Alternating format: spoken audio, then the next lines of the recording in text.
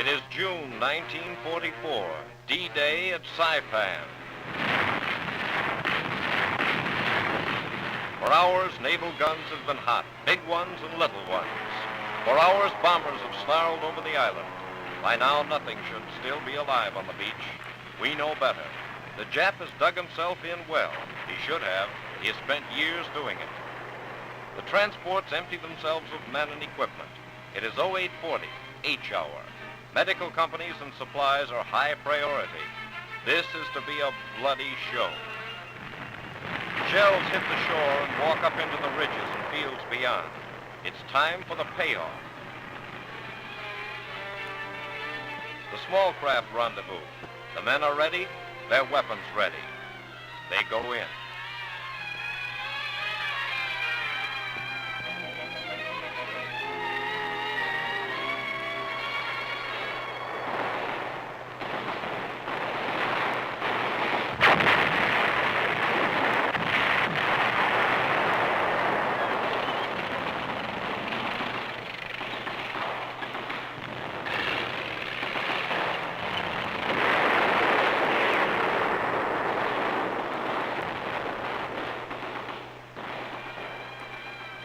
A medical company hits the beach and gets pinned down immediately. It has work to do. There are casualties as soon as there is ground underfoot, even sooner. This medical foreman caught it before he walked 5 steps.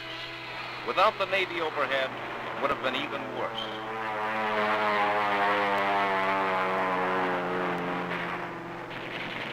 Inland, fighting swells and moves toward the enemy.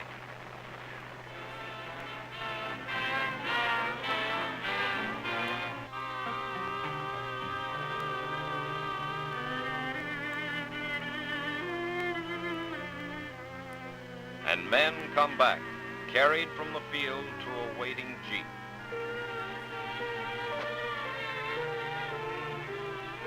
The trip isn't long. This battalion aid station is immediately behind the front line, with mortar and rifle and machine gun positions alongside.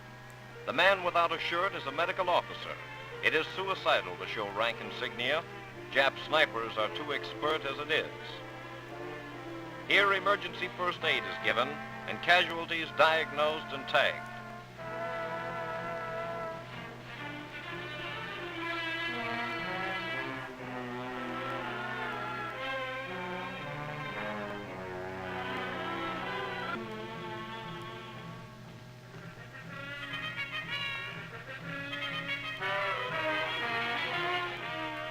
Walking wounded are evacuated as soon as transportation is available.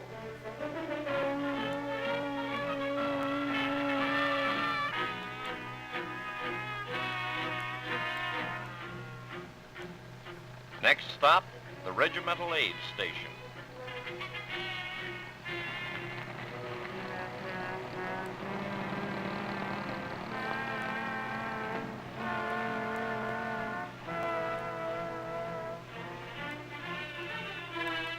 The scenery isn't restful. That's Garapan in the background. It's in Jap hands, and it isn't too far away. The whole island measures only 12.5 by 5.5 miles. The regimental aid station is the unloading place for many battalions. This one has just been shelled and bombed. It carries on.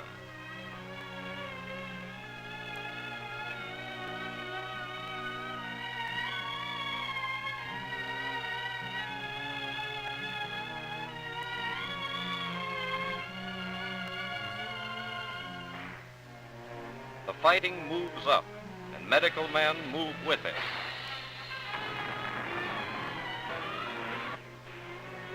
Busy with casualties even before they are safely entrenched.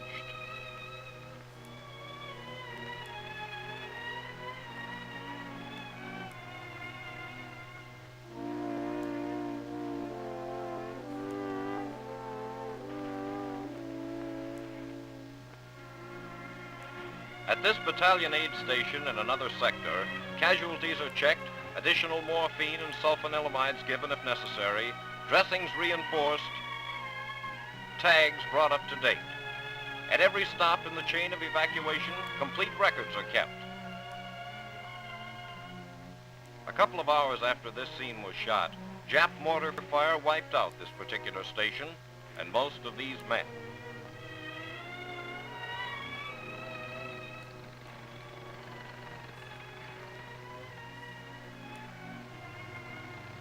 Another jeep ride, this time to the collecting station, where patients are placed behind revetments and where there is more time for more thorough treatment.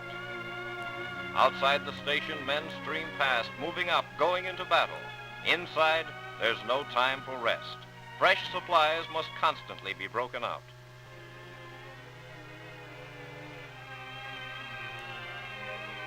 Casualties stream in. Staff men move calmly and coolly, hour after hour, the fighting hot all around them. Plasma and the ever-present flies.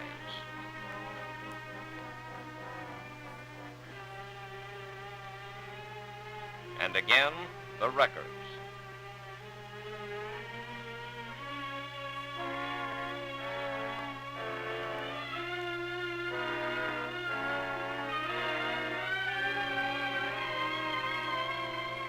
On to the beach evacuation station, only a mile from the front.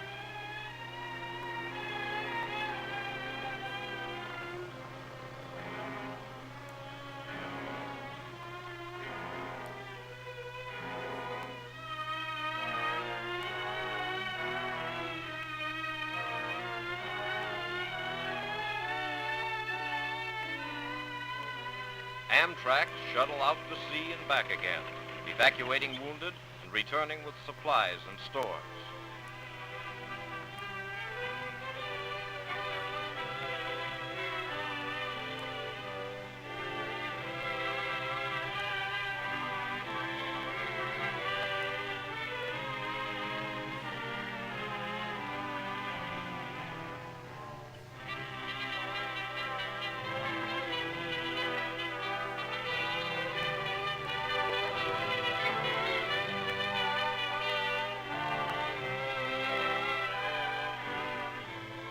Wounded, a Marine lieutenant still worries about his men.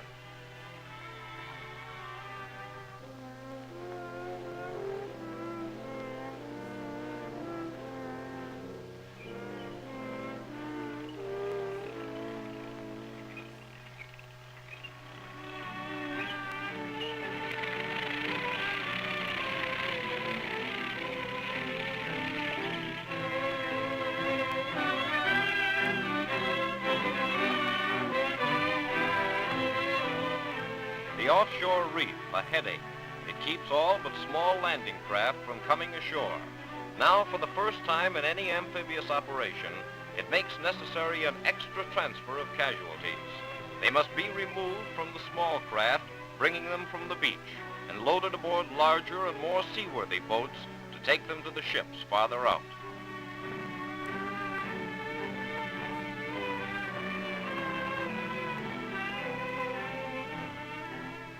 Alongside a transport, the coxswain hails the deck that he has casualties aboard.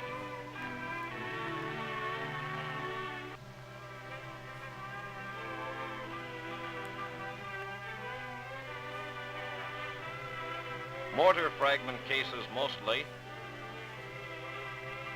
some burns and bullet wounds.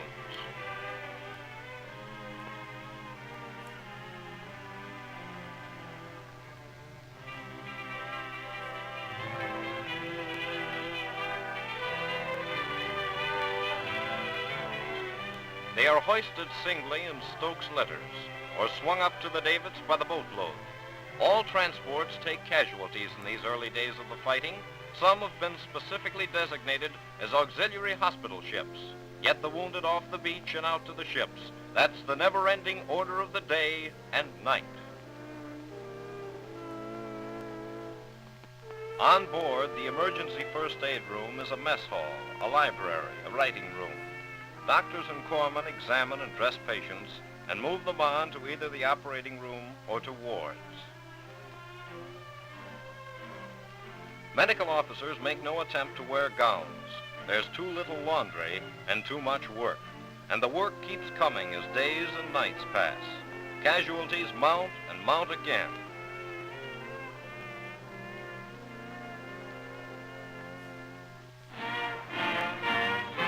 still press forward. Smash ahead. Get hit. Always there's the problem of moving supplies and more supplies.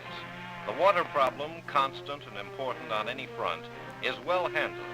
At first, it moves up in cans. After 5 or 6 days, distilling apparatus goes ashore. Keep it moving. Get it there.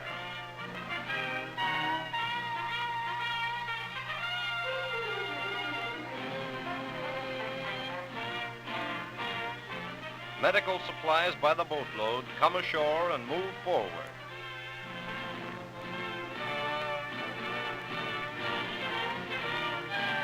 Use any means, every means, but move it up to where it's needed.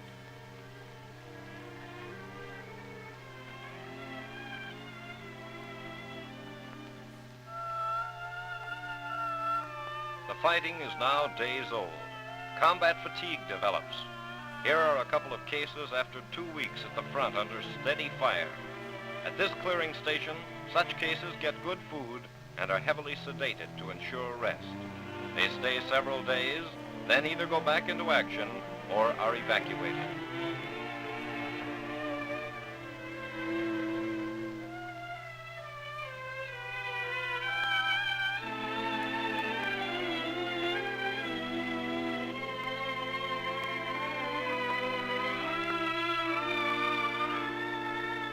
At this clearing station, too, emergency surgery can be performed and final destination of the wounded determined. If we say Saipan, we mean fly pan.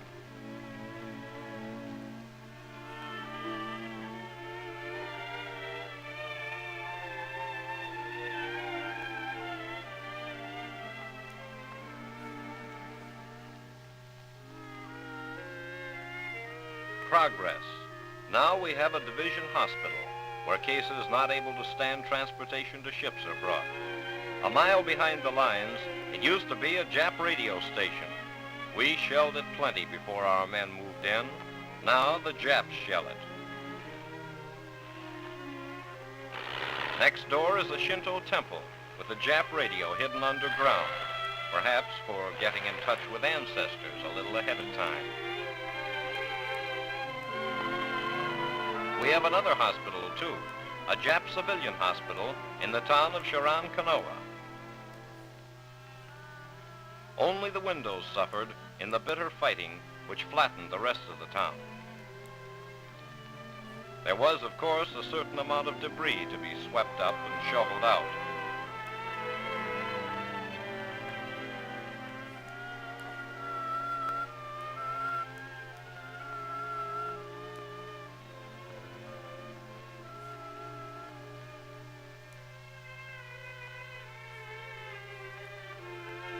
Plasma from home.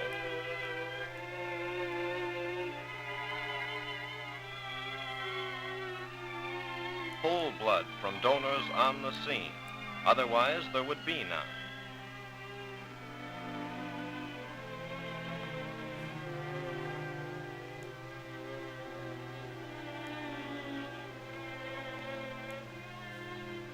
Also, life-restoring penicillin.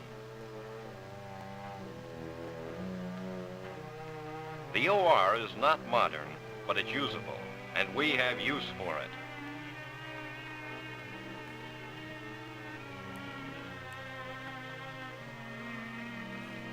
Here, work goes on 24 hours every day. Cheesecloth covers windows. At night, blackout curtains go up.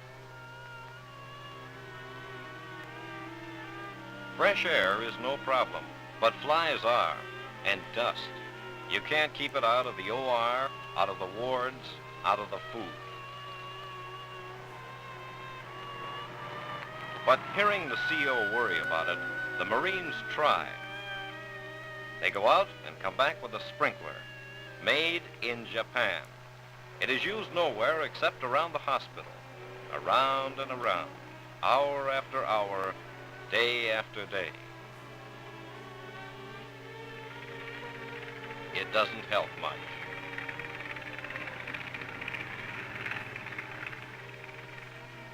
Work goes on. Technicians set up wherever they can, always close to bomb shelters for staff and casualties. There is no malaria on the island, but there are some malaria cases here because some of the men fought previously in malaria country and now break down under the heavy strain. Doctors, corpsmen, patients do everything possible to keep clean. This one well is it, period. One of the hardest workers on the island is the one washing machine, which ran steadily day in and day out and then collapsed. Now, shore-to-ship evacuation is better organized.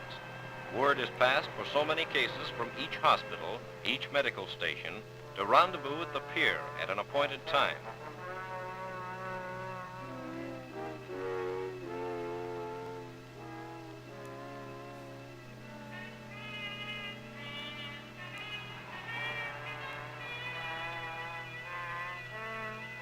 Ambulance trains form and head for the beach.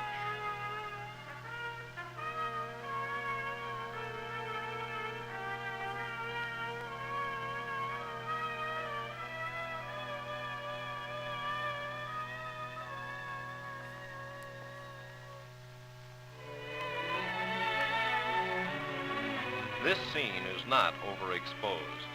This is dust, Saipan dust.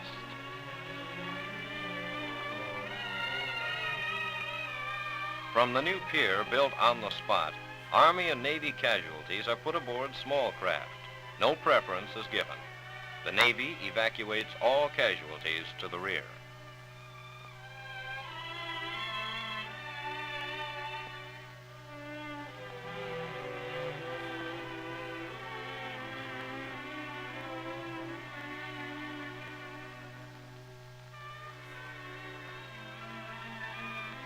The offshore reef is no longer a worry. A channel has been blasted through it.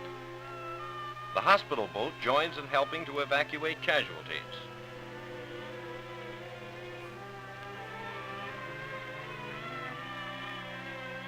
The hospital ship, dream ship after what we've been through.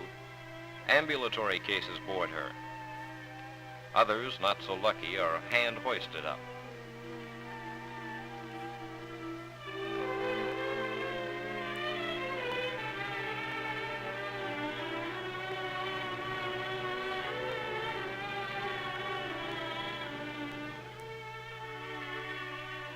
Carriers, too, are used for evacuation.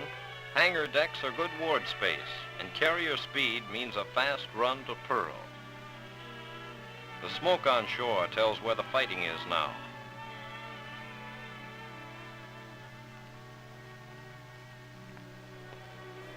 Behind us, the more critically wounded in need of specialized care take a faster route. Army C-47s load up on Aslito Airfield for Honolulu, only 30-odd hours away.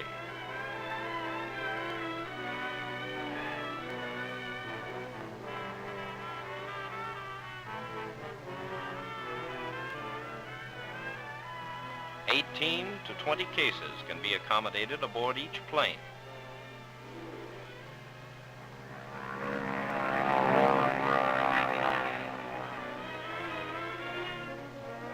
Navy Coronados ride at anchor in the bay, taking aboard more air evacuees, about 25 each.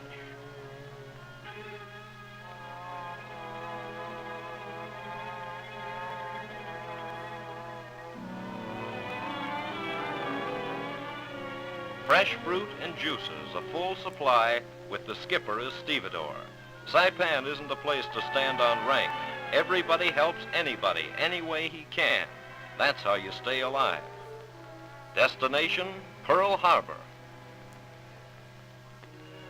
A safe deck underfoot. No more dust, no more battle. Heading home.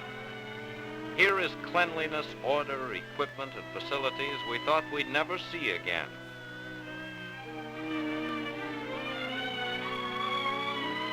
Here is a fine staff of doctors to fuss over us, and nurses. It's enough just to be able to look at them, white women again.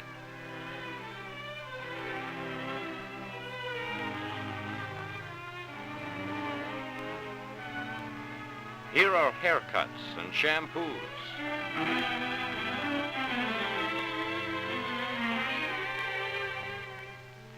Here are books. Here are ice cream sodas, gallons and gallons more where that came from. Nothing ever tasted so good. Nothing.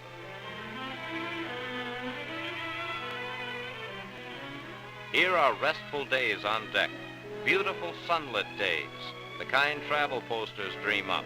Clean, fresh breeze, no shelling, no dust, no fear.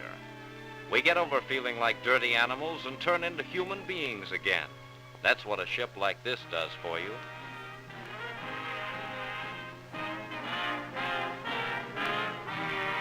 We have been evacuated from the front lines of hell. It was done in the face of every danger, difficulty, and obstacle in the book, and it was done quickly, smoothly, and efficiently. This is the way it should be. This is medicine in action.